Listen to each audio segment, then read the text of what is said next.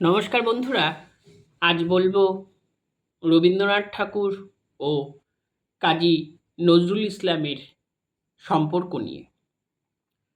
বাংলা সাহিত্যে রবীন্দ্রনাথ যখন মধ্য আকাশে দীপ্তমান, তখন বাংলা সাহিত্যে ধূমকেতুর মতো কাজী নজরুল ইসলামের আগমন ঘটেছিল। রবীন্দ্রনাথ ঠাকুর তার অনুজ কবিকে যেমন স্নেহ করতেন, তেমনি নজরুলও তার অগ্রজ কবিকে শ্রদ্ধা জানাতেন এবং নজরুলের শ্রদ্ধা শেষ পর্যন্ত অটুট ছিল। দু একটি বিষয় ছাড়া তাদের মধ্যে কোনো বাদ বিতর্ক ঘটেনি, এবং যে বিতর্ক ঘটেছিল সেটা মূলত সাহিত্যিক বিতর্ক, এবং সেটা সেদিনের পরিকল্পিতভাবে করা। কেননা সেই সময় রবীন্দ্রনাথকেই হোক, নজরুলকেই হোক, সজনীকান্ত দাশের সেই শনিবারের চিঠি পত্রিকা একের পর এক ব্যঙ্গ বিদ্রূপ করে গেছে। সেই ব্যঙ্গ বিদ্রূপের জায়গা থেকে কখনো কবিতার অর্থ, কখনো কবিতার কোনো শব্দ নিয়ে ভুল ভ্রান্তি ঘটে গেছে, ফলে দুজনের মধ্যে একটু হয়তো মনোমালিন্য হয়েছিল। তাছাড়া তাদের মধ্যে কোনো বিতর্ক ছিল না, তাদের মধ্যে কোনো অসহিষ্ণুতা ছিল না। রবীন্দ্রনাথ তার অনুজ কবিকে যেমন শ্রদ্ধা করতেন, প্রশ্রয় দিতেন, নজরুলও তার অগ্রজ কবিকে শ্রদ্ধার চোখে দেখতেন এবং নমস্কার জানাতেন। নজরুল ছোটবেলা থেকেই রবীন্দ্রনাথের ভক্ত, বিশেষ করে রবীন্দ্রনাথের কবিতা এবং তার গান। রবীন্দ্রনাথের গান নজরুল প্রায়ই গাইতেন। কোথাও কোথাও লিখেছেন, রবীন্দ্রনাথের গানের কাছে আমার গান হয়তো কিছুই নয়। এবং অবসর সময়ে নজরুল কিন্তু রবীন্দ্রসঙ্গীতও গাইতেন। রবীন্দ্রপ্রীতি তার ছোটবেলা থেকেই গড়ে উঠেছিল। সে যখন শৈশবে শিয়ারশোল রাজ স্কুলে পড়েন, তখন এক বিত্তবান পরিবারের ছেলে রবীন্দ্রনাথ ঠাকুরের নোবেল প্রাইজ প্রাপ্তি উপলক্ষে ব্যঙ্গ করেছিল, বাজে কথা বলেছিল। নজরুল ক্রুদ্ধ হয়ে সেই ছেলেটির মাথা ফাটিয়ে দিয়েছিল বাঁশের লাঠি দিয়ে। এই হচ্ছে তার রবীন্দ্র প্রীতির নিদর্শন। অন্যদিকে রবীন্দ্রনাথ ঠাকুরও নজরুলের কবিতা ভালোবাসতেন, গান শুনতে ভালোবাসতেন। সৌমেন্দ্রনাথ ঠাকুরের যাত্রী গ্রন্থখানা পড়লে সেখানে রবীন্দ্রনাথের এই নজরুল প্রীতির প্রসঙ্গ পাওয়া যাবে। রবীন্দ্রনাথের জীবনের শেষকাল পর্যন্ত তার সঙ্গে নজরুলের সম্পর্ক অটুট ছিল। সেই সম্পর্ক গড়ে উঠেছিল মোটামুটি 1921 থেকে 1941 খ্রিস্টাব্দের মধ্যবর্তী সময়। কিন্তু এই সময় পর্বের মধ্যে নজরুলের সঙ্গে রবীন্দ্রনাথের কতবার দেখা হয়েছিল তার কোনো প্রামাণ্য তথ্য নেই। অনেকেই তাদের আত্মজীবনীতে স্মৃতিকথায় সেই সব প্রসঙ্গ লিখছেন, কিন্তু কোনো প্রামাণ্য তথ্য দিচ্ছেন না।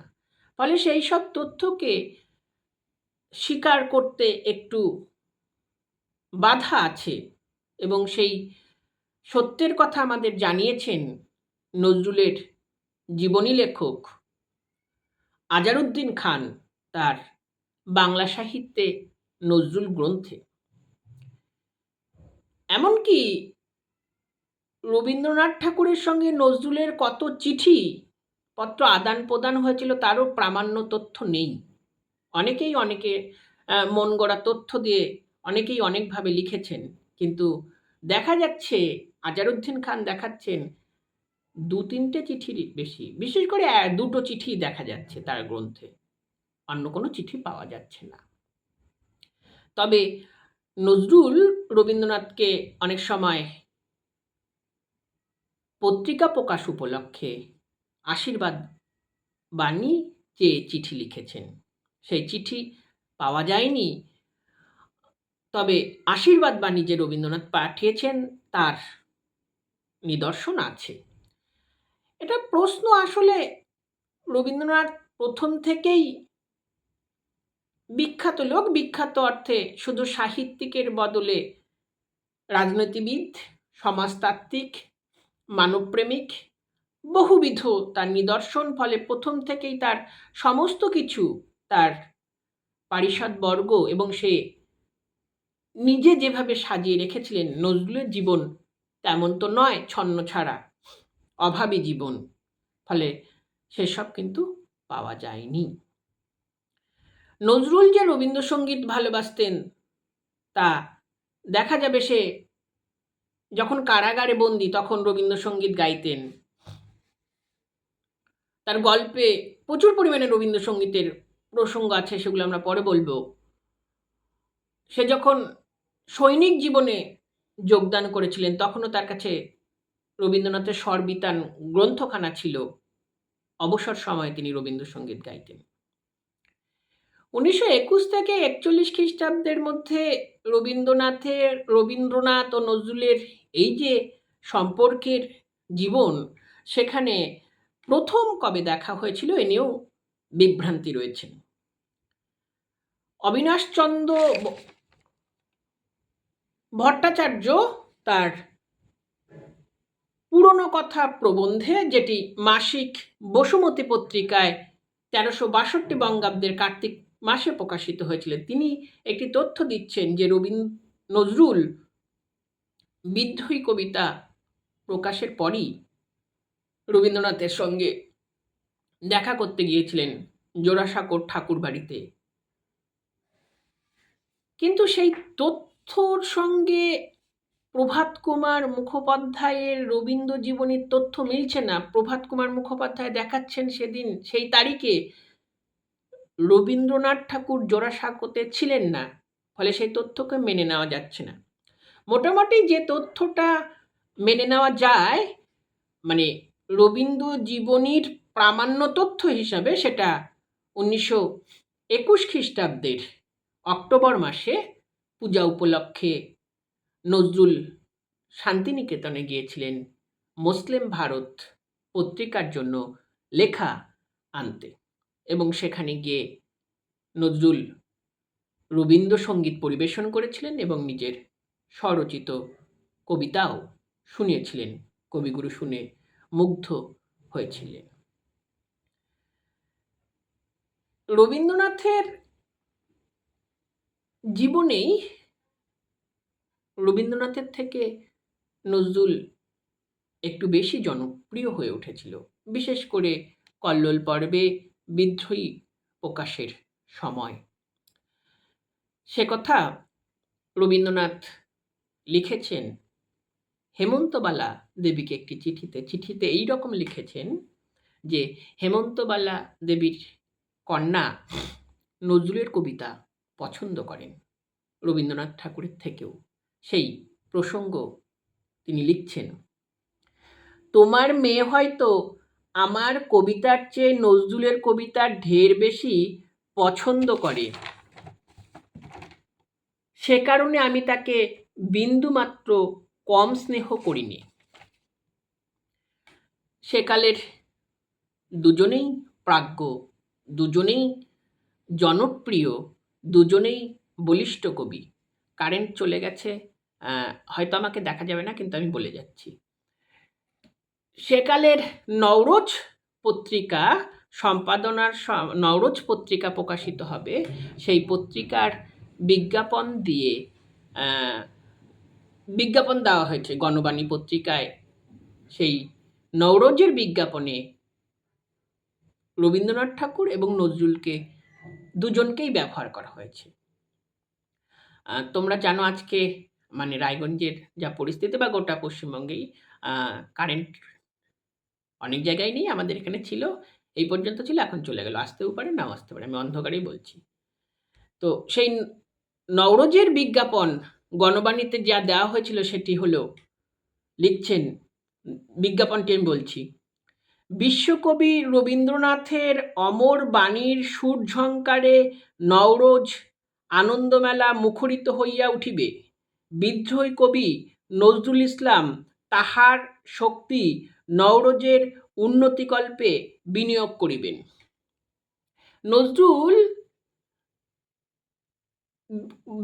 বিশেষ কিছু পত্রিকা সম্পাদনার ক্ষেত্রে রবীন্দ্রনাথের আশীর্বাদ বাণী চেয়ে চিঠি লিখেছিলেন। বিশেষ করে যখন ধূমকেতু প্রকাশিত হচ্ছে তখন ধূমকেতুর জন্য আশীর্বাদ বাণী চেয়ে তিনি চিঠি লিখছেন। লাঙলের জন্য আশীর্বাদ বাণী চেয়ে চিঠি লিখছেন। লাঙলের আশীর্বাদ বাণী দেরিতে পৌঁছলেও ধূমকেতুর আশীর্বাদ বাণী খুব তাড়াতাড়ি দ্রুতই চলে এসেছিল। রবীন্দ্রনাথ ঠাকুর নজরুলের ধূমকেতু পত্রিকার জন্য যে আশীর্বাদ বাণী লিখেছিলেন সে তার থেকে দু লাইন আমি পড়ে শোনাচ্ছি। লিখছেন, আয় চলে আয় রে ধূমকেতু, আধারে বাঁধ অগ্নিসেতু, দুর্দিনের এই দুর্গ শিরে উড়িয়ে দে তোর বিজয় কেতন। বা লাঙল পত্রিকার জন্য যে আশীর্বাদ বাণী লিখছেন সেটি এমন, জাগো জাগো বলরাম ধরো তব মরুভাঙা হল, বল দাও ফল দাও স্তব্ধ করো ব্যর্থ কোলাহল। 1922 খ্রিস্টাব্দে নজরুল জেলবন্দি হলেন, আলিপুর জেলে বন্দি। রবীন্দ্রনাথের কাছে সংবাদ পৌঁছে গেল। রবীন্দ্রনাথ ঠাকুর তখন তার সদ্য লেখা বসন্ত নাটিকাটি উৎসর্গ করলেন নজরুলকে এবং সেই নাটকের একটি কপি পবিত্র গঙ্গোপাধ্যায়ের হাতে দিয়ে পৌঁছে দিলেন সেই আলিপুর জেলে। নজরুল অত্যন্ত খুশি। বাংলা সাহিত্যের শ্রেষ্ঠ কবি রবীন্দ্রনাথ ঠাকুর উৎসর্গপত্রে নজরুলকে কবি বলে সম্বোধন করেছেন। এ আনন্দ নজরুলের আর ধরে না।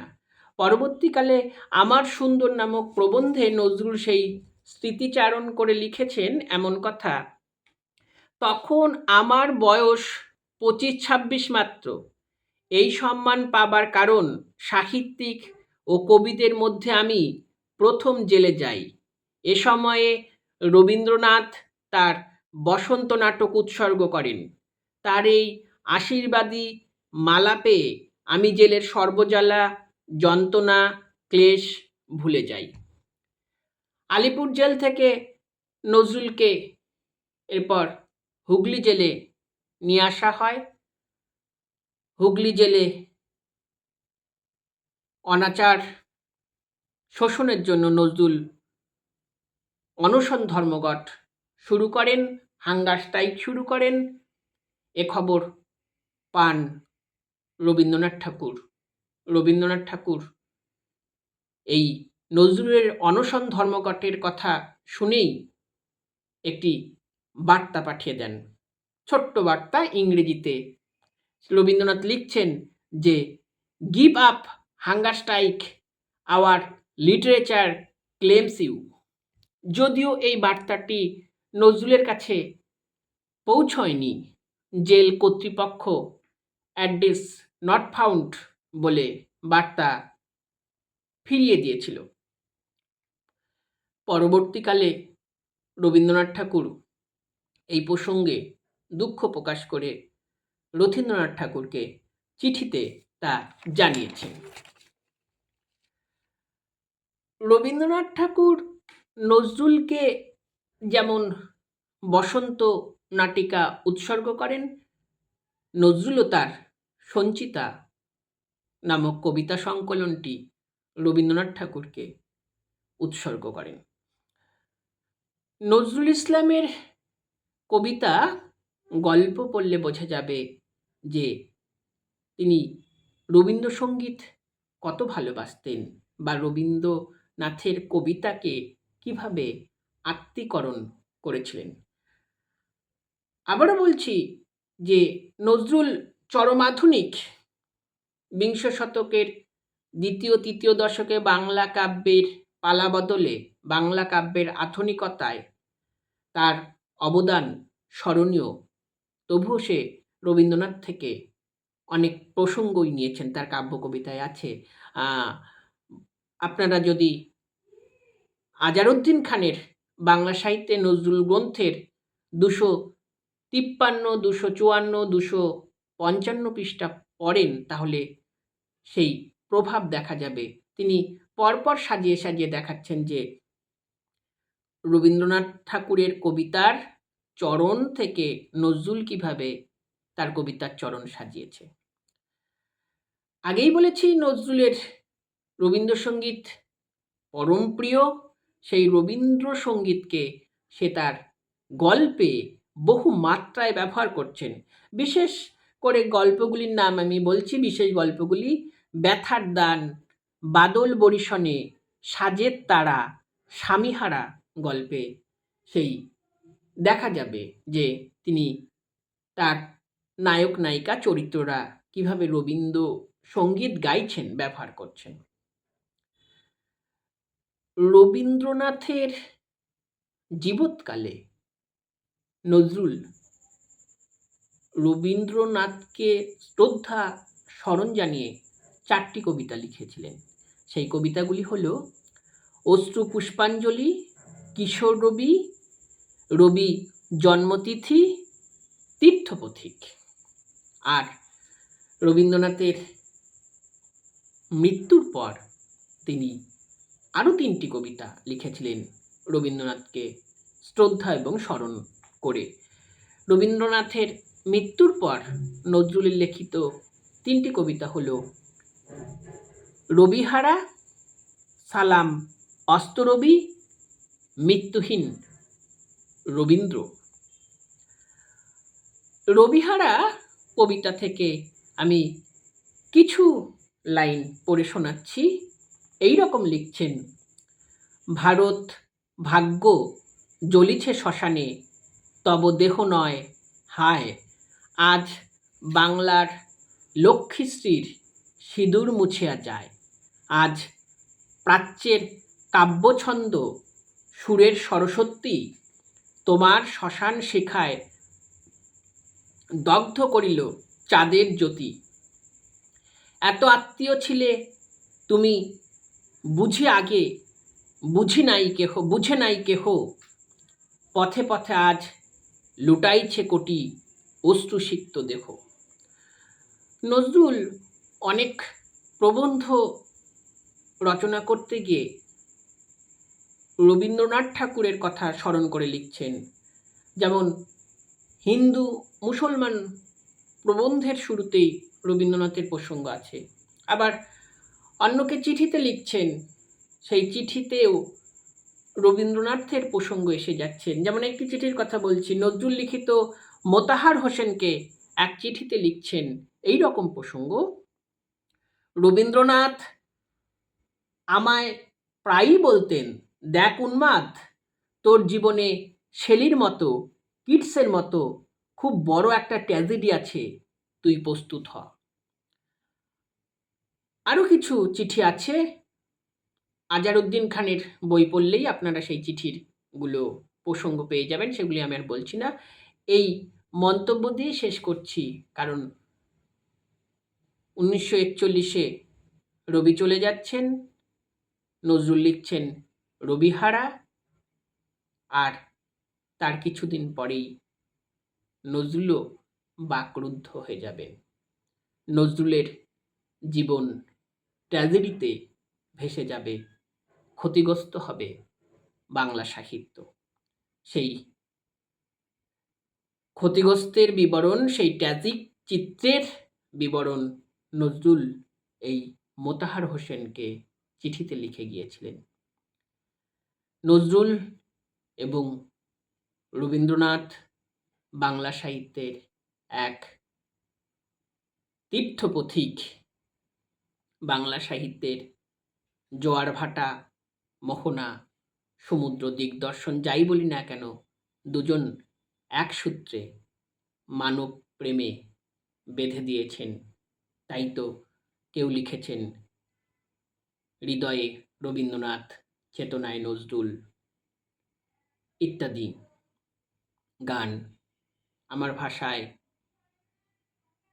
রবীন্দ্রনাথ, পুণ্যশশী, নজরুল, শশীভূষণ, দুই কবি, দুই বাঙালির বিবেক, দুই বাঙালির বোধ, দুই বাঙালির মানবতার বিজয় কেতন,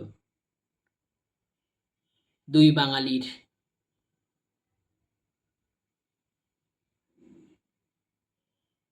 মানব মৈত্রীর মেলবন্ধনের